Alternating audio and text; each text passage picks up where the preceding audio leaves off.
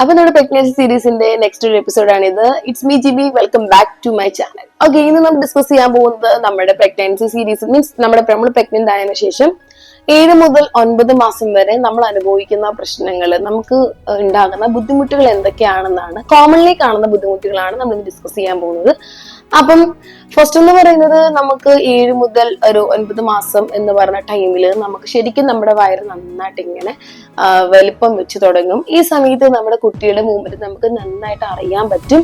അപ്പം വയറ് നന്നായിട്ട് വലുതാകുന്നതനുസരിച്ച് നമുക്ക് കുറച്ച് ബുദ്ധിമുട്ടുകൾ ഉണ്ടാകാം. കാരണം എന്ന് വെച്ചാൽ വയറ് നമുക്ക് ഇങ്ങനെ വലിയുന്നതനുസരിച്ച് കുറെ പേർക്ക്, എല്ലാവർക്കും ഇല്ല, കുറച്ച് പേർക്കൊക്കെ വയറ്റിൽ നന്നായിട്ട് ചൊറിച്ചിൽ വരും. അപ്പൊ ആ ടൈമിൽ ചിലരൊക്കെ നന്നായിട്ട് ചൊറിഞ്ഞ് മാന്തി കുളിച്ച് വയറ് നിറയും പാടൊക്കെ ആക്കാറുണ്ട്. കഴിവതും അങ്ങനെ ചെയ്യാതിരിക്കുക. ചൊറിച്ചിൽ കുറച്ച് പേർക്ക് ഉണ്ടാകും. അതേപോലെ തന്നെ വയറ്റിൽ നന്നായിട്ട് മേലിൽ താഴെ വരെ ഇങ്ങനെ ഡാർക്ക് ആയിട്ടുള്ള ഒരു ലൈൻസ് കാണാം. പുക്കളിന്റെ ചുറ്റും നല്ല കറുപ്പ് കാണാം. അതേപോലെ തന്നെ നമ്മുടെ കഴുത്തില് ഈ ഒരു ലാസ്റ്റ് ടൈം ആകുമ്പോഴത്തേക്കും നമ്മൾ മൊത്തത്തിൽ നമ്മൾ കുറച്ച് ഡാർക്കൻ ആവും. കുറെ ആൾക്കാരൊക്കെ നമ്മുടെ കഴുത്തിന് ചുറ്റും ഇങ്ങനെ കറുത്ത പാടുകളൊക്കെ വരാം. നമ്മുടെ ഫേസ് ഫുള്ള് ഡള്ളാകാം. അപ്പൊ ഇതൊക്കെ കോമൺലി കാണുന്ന ഒരു പ്രശ്നമാണ്. താൽക്കാലികം എന്ന് തോന്നുന്ന ഒരു ചെറിയൊരു പ്രശ്നം മാത്രമാണ് ഇത്. അപ്പൊ ഹോർമോൺ ചേഞ്ച് ഒക്കെ വരുന്നത് മുഖേനയാണ് നമുക്ക് ഇങ്ങനെയുള്ള കാര്യങ്ങളൊക്കെ വരുന്നത്. പിന്നെ ഈ ഒരു മാസങ്ങളിൽ ചിലർക്കാണെങ്കിൽ ഇപ്പം കാലിന് നീര് വരും, നടുവേന ബാക്ക് പെയിൻ നന്നായിട്ട് ഉണ്ടാകാം, അല്ലെങ്കിൽ കൈക്കും കാലിനും ഭയങ്കര കഴയ്ക്കുന്ന പോലൊരു പ്രശ്നം വരും. പിന്നെ കാലിനൊക്കെ നീര് വെക്കാം. അപ്പൊ അങ്ങനെയൊക്കെ ചിലർക്ക് ചില ബുദ്ധിമുട്ടുകൾ അനുഭവപ്പെടാറുണ്ട്. അത് മാത്രമല്ല, മറ്റു ചിലർക്ക് എന്ന് പറയുന്നത്, നമുക്കറിയാം ഗ്യാസ് അടങ്ങിയിട്ടുള്ള അല്ലെങ്കിൽ ഗ്യാസ് ഉണ്ടാക്കുന്ന ഫുഡുകൾ കഴിവതും ഈ ടൈമിൽ നമ്മൾ ഒഴിവാക്കുന്നതായിരിക്കും ഏറ്റവും ബെറ്റർ എന്ന് പറയുന്നത്. കാരണം എന്ന് വെച്ചാൽ നമുക്ക് ഈ ടൈമിൽ നെഞ്ചരിച്ചിലും ഗ്യാസിന്റെ ട്രബിളും വളരെ കൂടുതലായിരിക്കും. അതായത് നമ്മുടെ മേൽവയറിനും ചെസ്റ്റിനും ഇടയ്ക്കായിരിക്കും നമുക്ക് ഗ്യാസിന്റെ ഒരു പ്രശ്നം വരുന്നത്. കുറെ പേർക്ക് കാണും, കുറച്ച് പേർക്ക് നെഞ്ചരിച്ചിലായിരിക്കും ഉണ്ടാകുക, ചിലർക്ക് ഗ്യാസിന്റെ പ്രശ്നമായിരിക്കും ഉണ്ടാകുക. പലർക്കും പല രീതിയാണ്. അപ്പം ഇങ്ങനെ ഒരു പ്രശ്നം വരാതിരിക്കാൻ വേണ്ടി കഴിവതും ഈ പറയുന്ന ഗ്യാസ് നമുക്ക് തരുന്ന രീതിയിലുള്ള ഫുഡുകൾ ഒഴിവാക്കുക. അതായത് വറുത്തരച്ച കറികള്, ഈ ഞണ്ടൊക്കെ തിന്നുന്നത്, ഈ കക്ക തിന്നുക. അപ്പൊ അങ്ങനെയുള്ള കാര്യങ്ങൾ, ഫുഡ് ഐറ്റംസ് ഒക്കെ നമ്മൾ കഴിവതും ഈ ഒരു നിമിഷം ഒഴിവാക്കുന്നതായിരിക്കും ബെറ്റർ എന്ന് പറയുന്നത്. പിന്നെ ചിലർക്ക് കാണുന്ന പ്രശ്നം വെച്ചാൽ മസിലുകൾ ഇങ്ങനെ കാലിലൊക്കെ ഇങ്ങനെ നെല്ലിക്ക വലുപ്പത്തിൽ ഇങ്ങനെ കോച്ചി പിടിക്കും.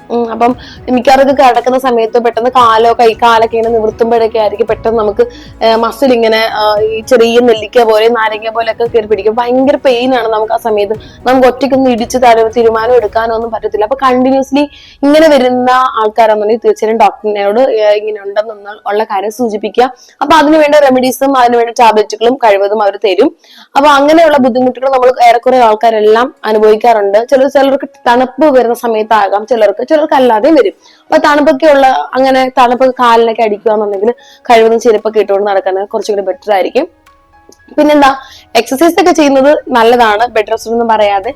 വേറെ മറ്റു പ്രശ്നങ്ങളൊന്നും ഇല്ല എന്നുണ്ടെങ്കിൽ ചെറിയ രീതിയിൽ ഭാരമൊന്നും എടുക്കാതെ ചെറിയ ചെറിയ എക്സസൈസ് ചെയ്യുന്നതും പിന്നെ നന്നായിട്ട് നടക്കുന്നത്, രാവിലെ കുറച്ചു നേരം നടക്കുന്നതൊക്കെ നല്ലതായിരിക്കും.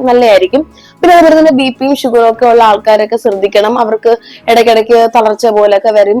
അപ്പം ഓൾറെഡി നമുക്കറിയാം പ്രഗ്നൻസി സമയത്ത് ഇതൊന്നും ഇല്ലാത്തവർക്ക് പോലും ചിലപ്പോൾ ഷുഗർ വരാം, ബിപി വരാം, തൈറോയ്ഡ് വരാം. അങ്ങനെയുള്ള പ്രശ്നങ്ങളൊക്കെ അനുഭവിക്കുന്ന ആൾക്കാരാണെന്നുണ്ടെങ്കിൽ തീർച്ചയായിട്ടും ഈ ലാസ്റ്റ് സ്റ്റേജിൽ നമ്മൾ നന്നായിട്ട് കെയർ ചെയ്യണം. നമുക്ക് പെട്ടെന്ന് വയ്യായ്മ വന്നു കഴിഞ്ഞാൽ വെച്ചുകൊണ്ടിരിക്കാതെ ഇങ്ങനെയൊക്കെയുള്ള പ്രശ്നമുള്ള ആൾക്കാർ കഴിവതും എന്ത് ചെയ്യുക, ഡോക്ടറിനെ കാണുന്നത് എപ്പോഴും, കൺസൾട്ട് ചെയ്യുന്നത് എപ്പോഴും നല്ലൊരു കാര്യം തന്നെ. അതുപോലെ തന്നെ വേറൊരു പ്രശ്നം എന്ന് പറയുന്നത്, നമുക്ക് യൂറിൻ പോകാനുള്ള ടെൻഡൻസി വളരെ കൂടുതലാണ്. 7 മുതൽ 9 മാസം വരെ നമുക്ക് ഇങ്ങനെ കണ്ടിന്യൂസ് ആയിട്ട് നോർമലി പോകുന്നതിൽ അപേക്ഷിച്ച് നമുക്ക് യൂറിൻ പാസ് ചെയ്യാനുള്ള ടെൻഡൻസി വളരെ കൂടുതലാണ്. സോ അതുകൊണ്ട് ടെൻഷൻ അടിക്കേണ്ട കാര്യമില്ല. ഈ ഒരു ടൈമിൽ നമുക്ക് നമ്മുടെ വയറ് വലുതാവുന്നതും കുഞ്ഞിന്റെ ആ വളർച്ചയൊക്കെ വരുന്നത് കൊണ്ട്, ആ പ്രഷർ ബ്ലാഡറിൽ വരുന്നതുകൊണ്ടാണ് നമുക്ക് യൂറിൻ എപ്പോഴും പോകാനുള്ള ടെൻഡൻസി വരുന്നത്. സോ അതുകൊണ്ട് എന്ത് ചെയ്യുക, യൂറിൻ എപ്പോഴും പാസ് ചെയ്യണമെന്ന് വെച്ചിട്ട് വെള്ളം കുടിക്കാതിരിക്കരുത്. വെള്ളം കുടിക്കാതിരുന്നു കഴിഞ്ഞാൽ നമുക്ക് യൂറിനറി ഇൻഫെക്ഷൻ വരാനുള്ള ചാൻസും കൂടുതലാണ്. സോ അതുകൊണ്ട് എന്ത് ചെയ്യുക, ഈ ടൈമിൽ നമ്മൾ നന്നായിട്ട് വെള്ളം കുടിക്കുക. അതുപോലെ തന്നെ വേറൊരു പ്രശ്നം എന്ന് പറയുന്നത്, നമുക്ക് ചില സമയത്ത്, അതായത് നമ്മുടെ ഗർഭം മീൻസ് നമ്മുടെ ഡെലിവറി ടൈം ആകാറാകുമ്പോഴത്തേക്ക് നമുക്ക് വൈറ്റ് ഡിസ്ചാർജിങ് പോകുന്നത് അത്യാവശ്യം കൂടും. അപ്പം അതിനെക്കുറിച്ച് ആലോചിച്ച് ടെൻഷൻ അടിക്കേണ്ട കാര്യമില്ല. അത് എല്ലാവർക്കും കോമൺലി വരുന്ന ഒരു കാര്യമാണ്. പിന്നെ നമ്മുടെ ഡെലിവറി ടൈം അടുക്കാറാകുമ്പോഴത്തേക്ക് ആ ഫ്ലൂയിഡിന് കുറച്ച് കട്ടി കൂടും, അത്രയേ ഉള്ളൂ. അത് നോർമലി എല്ലാവർക്കും കാണുന്ന ഒരു കാര്യമാണ്. അപ്പൊ അതിനെക്കുറിച്ച് ആരും ടെൻഷൻ അടിക്കേണ്ട കാര്യമില്ല. പിന്നെ അതുപോലെ തന്നെ നമ്മുടെ ബ്രസ്റ്റിന്റെ സൈസ് നമുക്ക് കൂടും. അതുമാത്രമല്ല, ചിലർക്ക് ഇപ്പം ബ്രസ്റ്റിൽ നിന്ന് ചെറിയൊരു ലീക്കേജ് ഒക്കെ ഉണ്ടാകാനുള്ള ചാൻസ് ഉണ്ട്. അത് ഹോർമോണൽ ചേഞ്ച് ആണ്. അപ്പൊ അതിനെക്കുറിച്ച് ഞാൻ വേറൊരു വീഡിയോ ചെയ്തപ്പം എന്നോട് ഇതേപോലെ ചോദിച്ചിട്ടുണ്ടായിരുന്നു. എന്നോട് ഇങ്ങനെ പറഞ്ഞായിരുന്നു, ഇങ്ങനെ ഇപ്പോഴേ ഇങ്ങനെ വരുന്നു, ലീക്കേജ് ഉണ്ടാവുന്നു, ഇനി പ്രോബ്ലം ഉണ്ടോ എന്ന്. പക്ഷെ ഇല്ല, പണ്ട് കാലത്ത് ഒക്കെ ഇങ്ങനെയൊക്കെ സംഭവിച്ചിട്ടുണ്ട്. നമ്മുടെ അമ്മമാരൊക്കെ ഇങ്ങനെ പറയുന്ന കേട്ടിട്ടുണ്ട്. ഹോർമോണൽ ചേഞ്ച് മുഖേനയാണ്. കാരണം നമ്മൾ ഒരു അമ്മയാവാൻ പോവല്ലേ. സോ നമ്മുടെ ബോഡിയിൽ ഫിസിക്കലി ഉണ്ടാകുന്ന ചേഞ്ചസിന് മുഖേന ഉണ്ടാകുന്ന ഒരു ചെറിയൊരു ഇതാണ്. അപ്പൊ അതിനെക്കുറിച്ച് ആലോചിക്കേണ്ട കാര്യമൊന്നുമില്ല. ചെറിയ ലീക്കേജ് ചിലരിൽ കാണാറുണ്ട്, ചെറിയ വൈറ്റ് പോലെ ഇങ്ങനെ പോവാറുണ്ട്, അല്ലെങ്കിൽ യെല്ലോയിഷ് കളർ പോലെ. അപ്പൊ അത് പ്രശ്നമില്ല. ഇതിന്റെ ഒരു ഭാഗം മാത്രമാണ് അതെന്ന് പറയുന്നത്.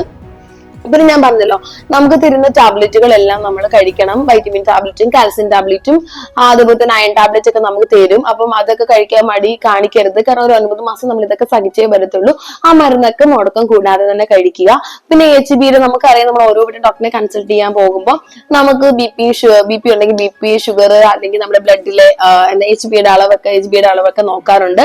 അപ്പൊ മിനിമം നമുക്ക് ചിലവർക്കാണെങ്കിൽ ഈ സമയത്ത് ബ്ലഡിന്റെ എമൗണ്ട് വളരെ കുറവായിരിക്കും. അപ്പം ഉണ്ടാവുന്ന രീതിയിലുള്ള ഫുഡുകൾ ഒക്കെ കഴിക്കുക. ഒരു മിനിമം 11-12 എങ്കിലും നമുക്ക് ആ ഒരു ലെവലെങ്കിലും ബ്ലഡിന്റെ റേഞ്ച് നമുക്ക് വേണം.